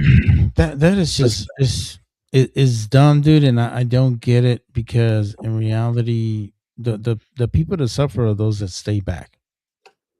You know, Mhm. that become part that Lance Corporal that's probably going to be there for another 2 years or whatever, Right, and right. he hasn't had the stuff that they need. So make a long story short, what happened to all the equipment? Oh, so they had to redo the inventories. They had a Mhm. full on um, re-inventory everything, itemize everything, like all the asset management stuff. They had to like re-sign all the stuff. Things that went missing, they couldn't find it. They just kind of like wrote it off because you can't. I mean, either people leave the military and they have that shit in the garage and you don't know where it went, but there was a lack of signatures with all this stuff because people were just Oh, coming and going into the tool room without actually signing off for trash. So, oh man, yeah, so that's where the problem came in too. Like they were missing several like tens of thousands of dollars in like wrenches and shit, what? um, like specialized gear. Yeah, yeah, because all because of signatures. So I asked the dude when he came to show me this stuff. I was like, "Hey, where's like the logbooks? There's supposed to be like actual like green logbooks, right? There's supposed to be logbooks on like who took what out." And they're like, "Yeah, that shit. There's like so many holes in this So what the that fuck were the supply sergeants doing? they weren't doing anything. They were just like they weren't doing their job." So they really pressed on the gunnery sergeant there that was in So charge of that whole don't thing. don't they do a change of command, sir? Change of command inventory. Is that when he found out about all this That's stuff? what it was. Yeah, that's what it was. Okay. And And so, yeah, the outgoing commander just didn't care, huh? Wow. yeah, yeah. That's crazy, bro. Apparently he didn't do it. And they had a fleet of mission non-capable or non-mission capable, um, essentially 7 tons and 5 tons or whatever. They had So a I, bunch that could not I be don't used know. for anything. I don't know how the Marine Corps does it, but I know in the Army we do a weekly, like, just a big bulk Mhm. stuff inventory, and we do a quarterly where we do pretty much the whole type of inventory. Yeah. So w- what was being done there during that whole time? Were they not doing monthly or I think weekly? that there was a lot of falsification of documents. Oh, Yeah, I wow. think that's what it was. They were signing off as if it was being done, but it was not being done. Oh, what happened? I think I lost him. It's all Yeah, good. sorry, man. Wait, she No, was. all good. Yeah, no, it's sad, bro. That's sad because Yeah, it yeah. it affects the morale. It affects everybody. It gets to a point where you know it affects the whole organization. Is it true? Because Oh, yeah, you 100%. know, for a lot of people, especially like Navy guys, probably don't understand, but a motor T, like for the Army or the Marine Corps, like that's super important, man. Like Oh, yeah, you 100%. can't live without it. you gotta have those trucks moving and bring in equipment and chow or all the stuff that they need. It's important, you know. Like I remember, and I remember like my mechanics, they had really good stuff. They had Snap-on tools, they had Proto tools, they have nothing cheap, and they guarded that stuff with their life. I remember that. Yeah. But you know that, and that's just because that's the one mindset that was set for them in Yeah, there. you got to sign for that stuff. It has to be Hmm. itemized and accounted for, man. Yeah. Like I recall having to sign for I don't know how many, like how much serialized gear when I was in, and I would go and I would do myself. I would do like monthly checks because if I sign for this and I'm giving this stuff like computers and stuff, right? If I sign for this shit and I'm giving it to you, and you're taking it home with you, and you want to take it like TDY with you for a week or two, you need to sign it out for me, because if this shit goes missing, it's not going to be on my ass. It's going to Oh, be on you. absolutely. Yeah. Absolutely. And you have to do that, man. And it got to a point that I don't know if you ever watched this guy, this lieutenant in the army that became like some fucking influencer. He's super funny. He makes like these really stupid videos and stuff. Just super Mhm. funny guy. Is it And the he made this, mandatory fun day guy? I think so. And he made this one video about the American Legion, and he says, you know, I don't understand why Todd looks at me weird when I tell him to sign for a stapler. And I was like, uh, yeah, you know, stuff like that. And it's like, yeah, Yeah, um, I was making people sign for everything, dude, I and they're don't like, blame you, "Dude, bro.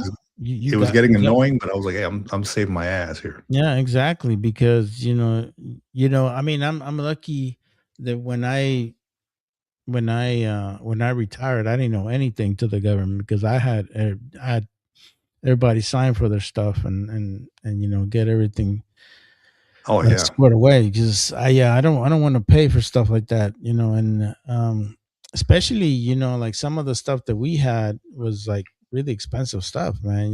Like all the sight systems on our rifles are not cheap, man. We Mhm. had the brand new top of the line ACOGs on all of our M4s, and make sure those things had. We had the just gotten a new uh I forgot the nomenclature of it, but like a new um, IR light system for Like our rifles. The PEC 15s Yeah, or like the something? PEX, but they were like I forgot which PEC it was, but it was like a brand new one, Mhm. and it was like super nice and stuff. It had like like before you would have like the small spotlight you could see when you had your nods on. No, this Mhm. thing like it would like light up the whole thing, Mm. dude. It was like super sweet, and I was like, whoa, that's cool. Yeah. And So, dude, those night vision goggles, mhm. man, um, complete pain in my ass, dude. I wore them Oh at yeah. the basic school, like Mhm. the officer training. Just a complete headache the Yeah. whole time man. It's like having your phone in front of your eyes like this. Yeah. Well, try Oh, doing a fucking raid with those things, man. You talk I about can't some. imagine. I It's a just did it for pain in the training, ass, dude. That and it hurt my fucks with head. your eyesight. Yeah, it hurt. It fucks with your eyesight. Um, yeah, and I mean, we did. I mean, it was kind of cool because I was in the rapid deployment unit. So when they put the rapid deployment units usually have like the nicest stuff. So we kind of had like that four light Oh, yeah, yeah. system. I was like, oh, this is how cool. But yeah, it's a pain in the ass to do raids in that shit, man. It really is. But once you got your pack set up right and you got it board sided right, I mean, you can pretty fucking lethal with that motherfucker. You can Oh, yeah. actually shoot at the hip like Rambo with that motherfucker and still be Oh, really? effective. That's a freaking yeah, that'd be nice, uh, huh? Without yeah, having to it's sign like in? it's funny, man. Like I remember one time we got shit faced, bro, and we're like, "Hey, bro, let's watch Commando," and we watched Commando, dude, and we died laughing, bro. It was like the most, like when I was a little That's with kid, I thought that Schwarzenegger, was right? like the coolest freaking movie ever. That's with Schwarzenegger, Commando? Yeah, the Schwarzenegger one, bro, and he's like Dude, shooting at his hip with I his. got I got problems with that movie, man. It's hilarious because I It's watched it again not too hilarious. long ago, Because this dude is what? He's playing and he's having ice cream with his daughter at their Yeah. cabin when the movie starts. Yeah. And out of nowhere, a freaking chopper comes in. You're the only guy that can do this while he's having ice cream with his kid at his house. It's like Rambo, right? You're the only Yeah. man for the job. You can only do this. Yeah. Hey, give me a minute, bro. My wife says she's having a problem with the garage door. I'll be right back. Yeah. Go ahead, man. Do your thing. Yeah, talking about Commando and all these Commando and Rambo and all these other Christmas movies. Hilarious how they come up and they're like, "Yeah, you're the only man for the job that can do it." You know, like Rambo, you're the only one. Colonel, I'll do it. I don't, does anybody else see any choppers coming down their front yard telling them to complete a secret mission? They're the only one that can do it. That stuff is hilarious to me. Yeah, so if you're just joining us, thank you for joining the Green Logbook. Just doing this Christmas Eve live stream to connect with veterans, connect with folks out there who maybe, need somebody to connect with. Maybe, you just want to connect with your tribe, build that camaraderie again. This is why I do this. Started doing the live streams maybe a couple weeks ago. Never really been a live stream person except for like just having my the military retirement live stream that I do on Sundays with my co-host John, Army retiree. But something about continuing to build that camaraderie kind of pushed me towards doing these continuous live streams, the veteran and coffees, because I do enjoy coffee. I do enjoy talking to other veterans. So totally happy to be able to do this. Awesome. So if you haven't already done so, please consider liking and subscribing to the channel. It really helps putting this type of live stream, this type of format in front of more veterans out there. Okay, so it looks like we got Mario back in here. Yeah, just turn on your camera. We'll bring you back to the stage, dude. So yeah, every so often I'll bring, I'll put the link out there. I'll bring folks onto the live stream. If you want to come on and talk about what you got going on, maybe you help out a nonprofit or work for a nonprofit. Maybe you're doing something for the veteran community that other people should know about. Hey, this is the platform. I'm building it up for that reason. And in 2026, I'll add you back to the stage. I don't know if you're on there, Battle Bean. Yeah, I'm back, brother. Yeah. I had put it out. I was just mentioning that I had put it out on, I think it was LinkedIn and Facebook too, for 2026. I sat there and I was writing some stuff, and I like to write out plans, ideas for the next, the next day, the next week. And part of that was 2026. What am I going to get into? And I think I'm going to be doing some traveling around to talk to organizations, connect with them, take my camera and just kind of do like a one-man show and connect with like VFWs, connect with nonprofits out there, maybe people don't know about, and just ask them like the real questions, like, hey, what are you doing to help veterans out?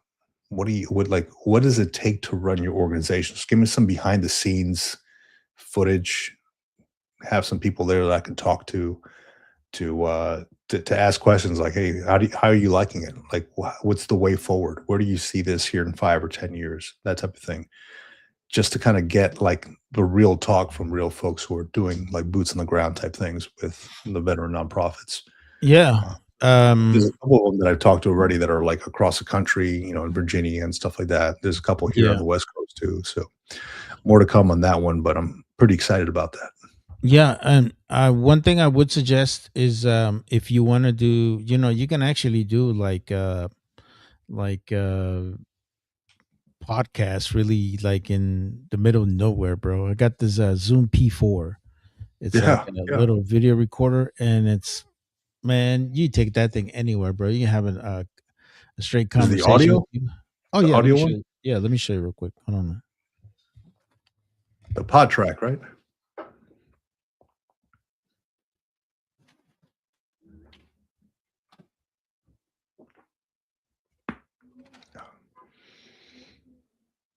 I gotta get a better chair, man. This thing is killing my back. So I think you're talking about the pod track, right?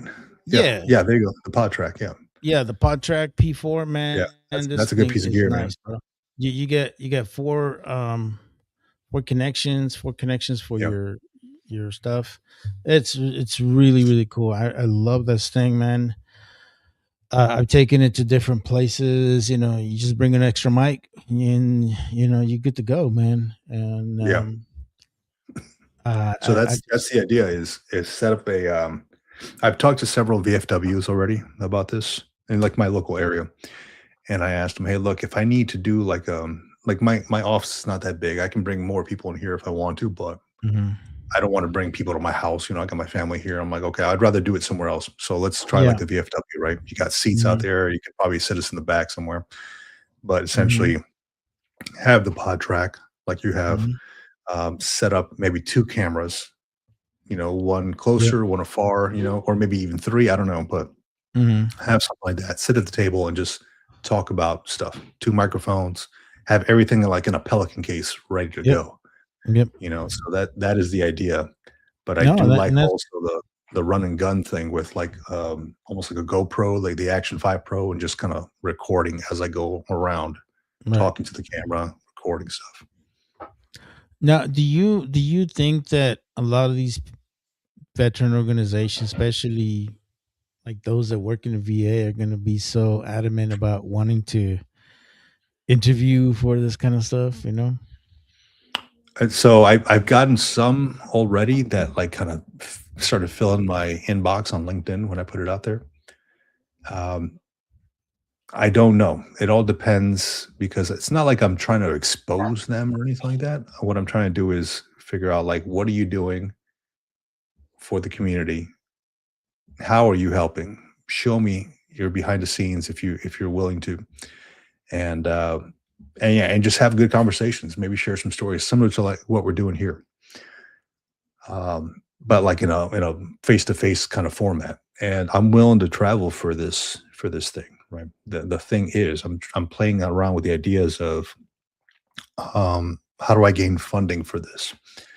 Like if I wanted to do something like this, would it be like a nonprofit? Would I have to start a business? How, would they set me up somewhere if I go out there to kind of like not promote them, but talk to them, interview them? So I'm trying to I'm researching on how I can get this thing lifted off the ground because there's folks that want to do it. I just have to figure out how I can do it because I don't want to be footing the bill for a plane ticket every other Right. week. I mean, you could do Patreon. I mean, but you can also do a lot. I mean, you can do a lot of it through Zoom, man. You really can. You really don't need to travel and do all the other stuff. It's just if the other party's willing to do it as well. I mean, you really don't have to be flipping bills to go to Washington D.C. to go talk to somebody. Some are willing to do that. To Yeah, get on a Zoom, and talk to you. yeah, Is I mean, a lot of people use Patreon just because it covers a lot of their basic hmm, their basic costs. Um, I would also tell you that there's a lot of regional resources within your area that you could probably go to. Even maybe some like I know for a fact that most of the Congress folks have a veteran aid or something like that yeah, in their organization. I had one good friend of mine when Kevin McCarthy was still in office. We're still good friends on Facebook. He ended up once he lost his job, he ended up going into a nonprofit, and he runs that nonprofit now. So he's also a former Marine. He's really good at kind of giving you that perspective. hmm, I can always give you his contact information, and he could probably kind of at least kind of help you as to where you could go with it, or like who you can contact, because I mean he was in Washington D.C. for so many years. um I think the biggest thing is just networking, man. Networking with yeah. fellow That's folks. big.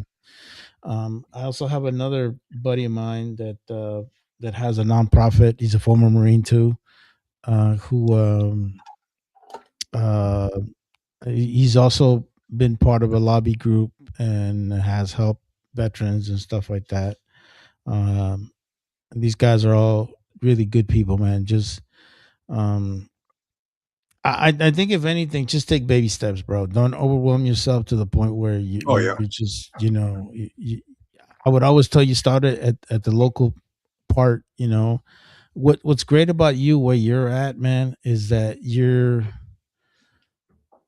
in an area where there's a lot of activity. There's you Hmm. have one of the largest naval uh ports there. You have pretty the backbone of the West Coast for the Marine Corps that's there.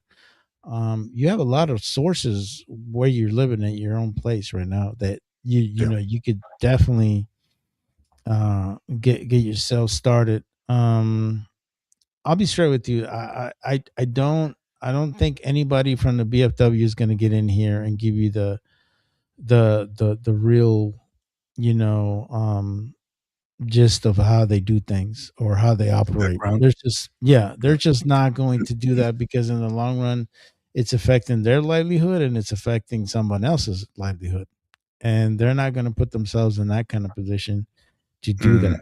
You know, I mean, they're not stupid. Most of those people that go and work in the BA, dude, they believe me, they go through extensive training on making sure that they kind of are careful as to how they word things, how they say things, how they do Right. Right. things because it affects them. It's still I mean, in all cases, there's a lot of good things that the VA do. There's a lot of things they can improve on. There's tons of things that they can improve on.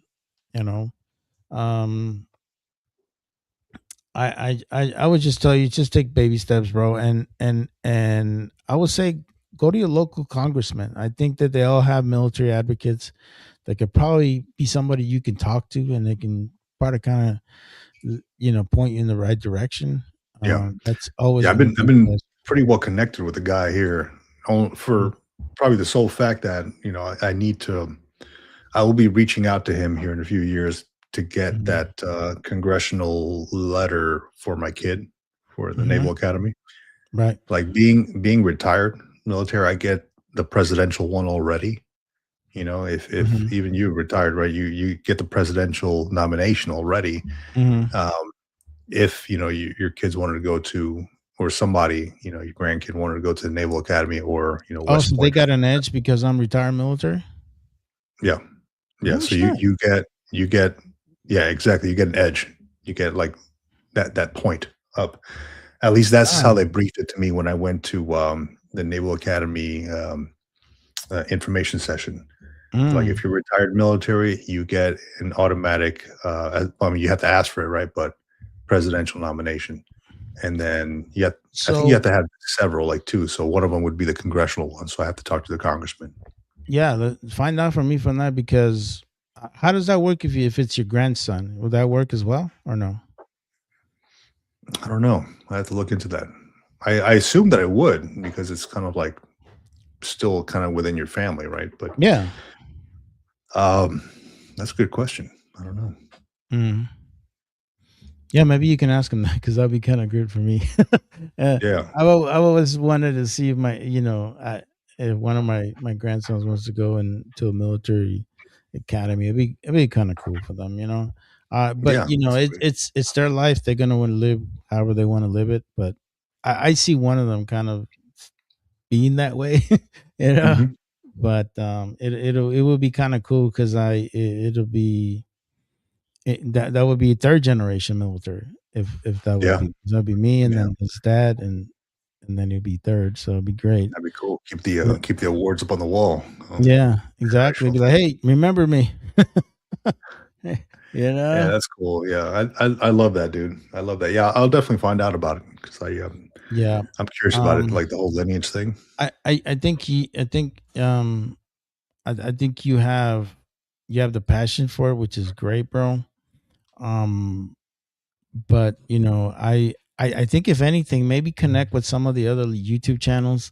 Like I Hmm. know I forgot the guy's name. um They got that Lieutenant Colonel, what's his name? The guy that pretty much trashed us on that They- fucking.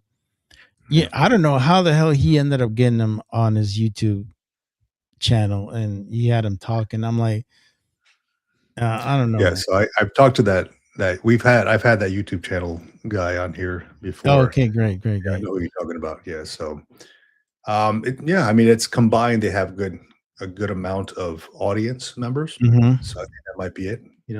Yeah, But that's what I'm kind of trying to build up as I go along, right? Organically trying to build it up. Folks that subscribers and folks who right. view the channel and stuff like that. And I mean, I've seen. I'm not trying to rush the process, but I've seen a good amount of folks. I've definitely hit my goal for the year, which was 8,000. I'm like, okay, I've hit that or surpassed that.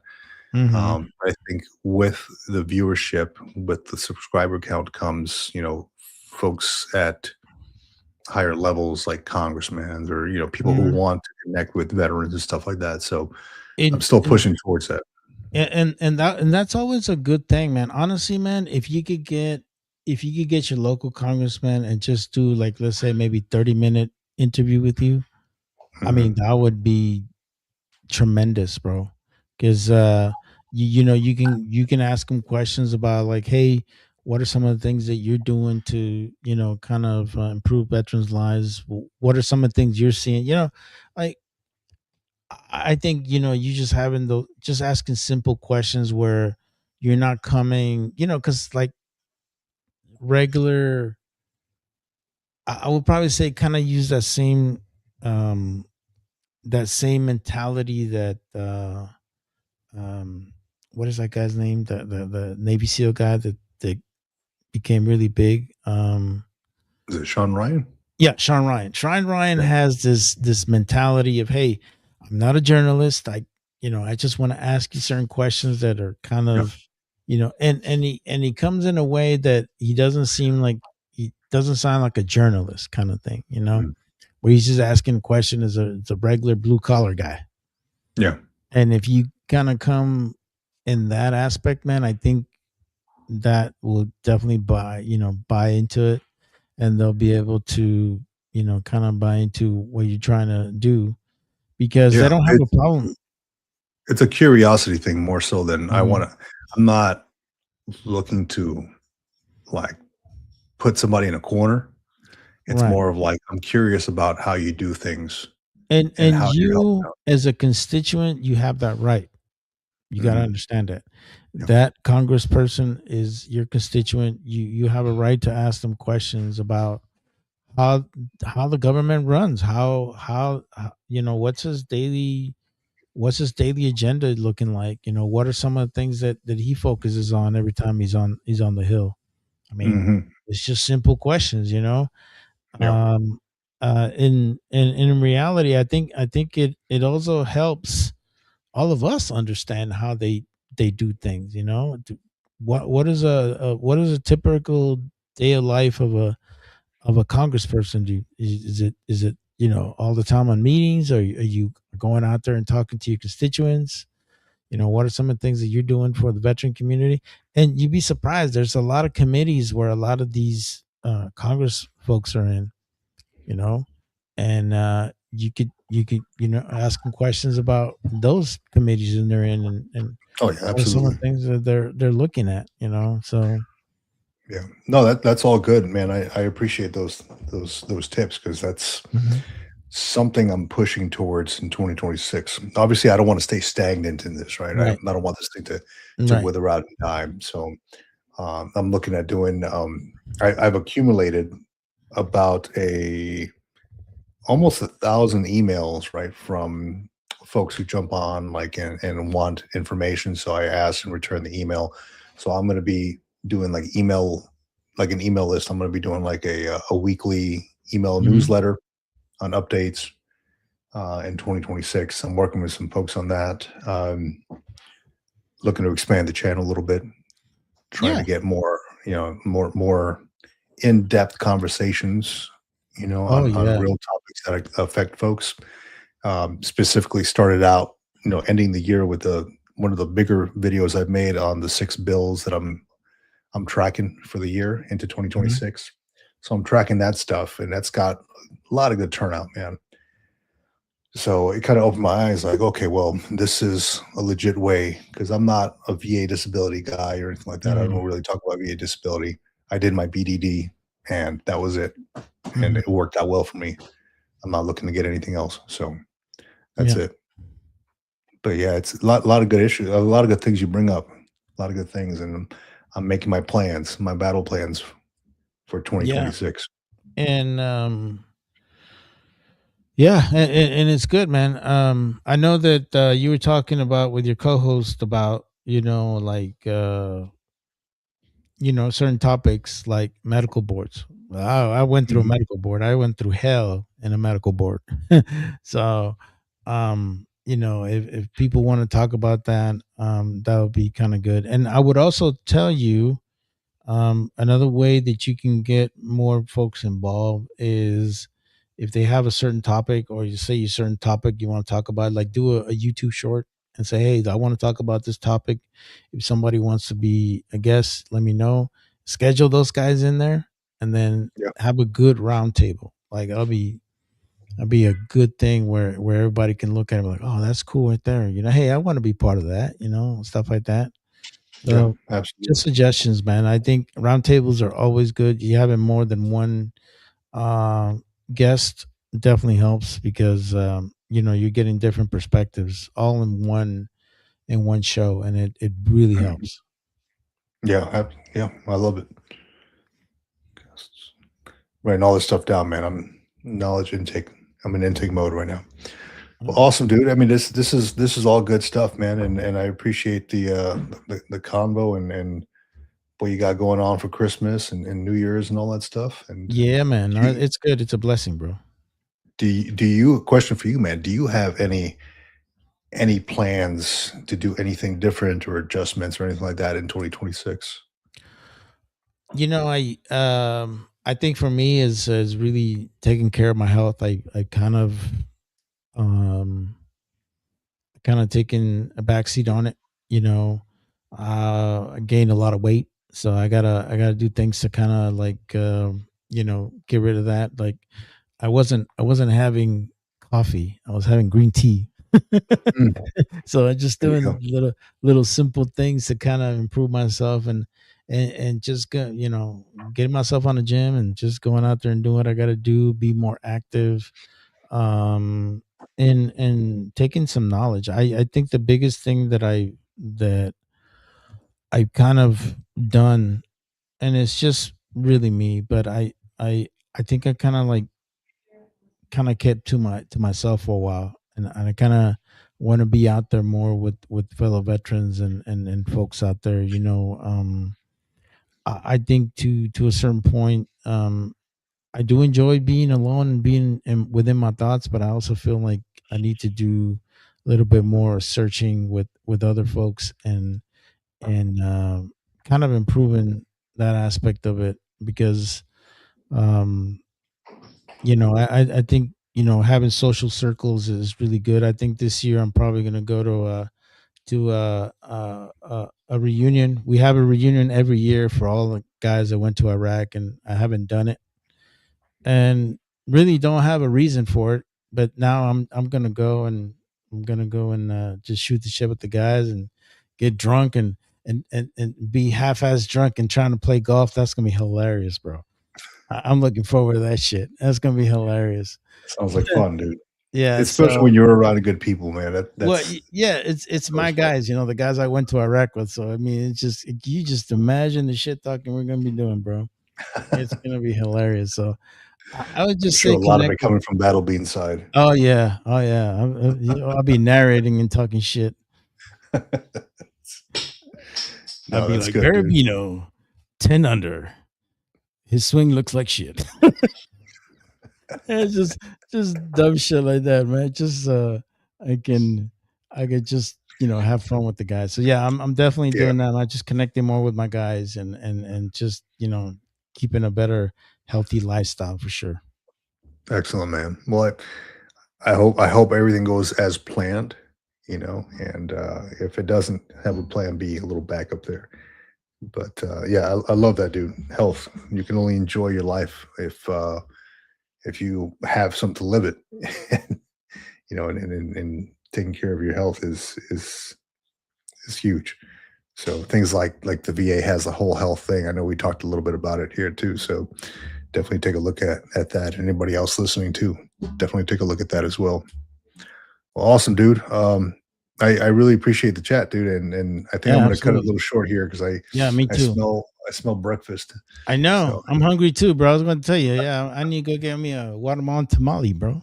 there you go. Oof, sounds amazing. I know, All right, man. brother. All right, brother. Take care of yourself, man. Take care of Take it Side easy, Chat. man. You guys, much love. Merry Christmas. Happy New Year, you guys. Take care, man. Talk to you later. Awesome. Out here.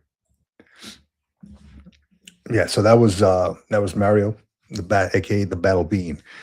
Always great to connect with vets. Always great to connect with folks out there who want to share their story, even if you don't want to. Hey, the chat's always open, so much appreciated for using that. What I do want to say is, as we're going into Christmas, obviously right now it's Christmas Eve, right? If you're not in a good place, please um, dial 988 and press 1 for the Veterans Crisis line. Okay, don't feel like you're above that. If you need somebody to talk to, that's what it is. If you whenever I'm on the live, please feel free to connect with me and just ask questions and different topics and things like that. I will be back on Sunday for the Military Retirement Podcast. John and I, my co-host John, for the Military Retirement Podcast, we're going to do something of a year wrap up, right? So we'll see how that's going to work out. We're still working out the logistics behind that, but I'm sure it's going to be a good conversation, and I'm sure we'll be bringing some folks on the channel on the live stream to talk a little bit about it. So awesome! Thank you for staying with me on this.